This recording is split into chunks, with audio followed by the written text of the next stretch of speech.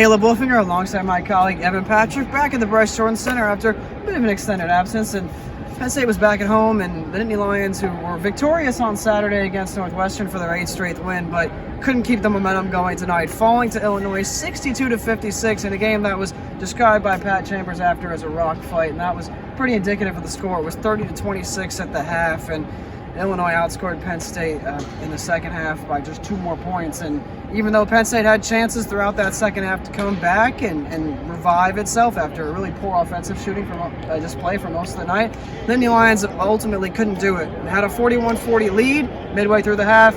Illinois goes on a 10-2 run and take a 50-43 lead, and the Illini would never really look back from there. Yeah, I know. In this game, the half-court offense for Penn State really struggled. Illinois did a phenomenal job really defending that aspect of the Penn State offense. But, I mean, when a guy like Lamar Stevens isn't necessarily having his best night for Penn State, you're going to need a lot of other guys to step up, and that didn't necessarily happen tonight. I mean, the last 5 games, Lamar's been averaging 24 points per game, did not hit that mark, not hit close to that mark tonight. And, I mean, there was a point in the game, almost a 35-minute stretch, just under 35 minutes, where Lamar Stevens did not even record a field goal.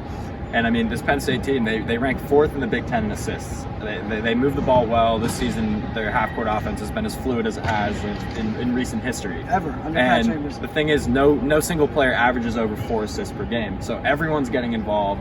The offense is fluid. And tonight they only had 13 assists while they've averaged 17 in their last 5 games. And the ball movement from an eye test perspective just wasn't there. No, not at all, and you really saw it late. Penn State would go isolation and late in the shot clock. Illinois did a really great job of clogging the lane, mucking it up, and limiting Penn State's effectiveness from beyond the arc, something that Brad Underwood talked about.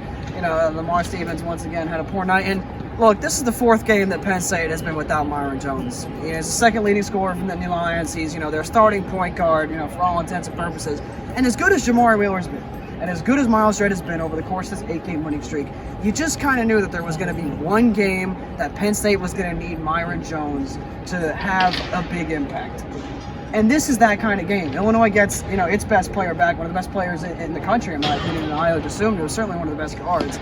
And Penn State's got a guy that was probably looking at an all Big Ten second team, selection at the point guard spot, and he wasn't out there tonight, and he could have really opened the floor and spaced it out and got Nittany Lions good looks.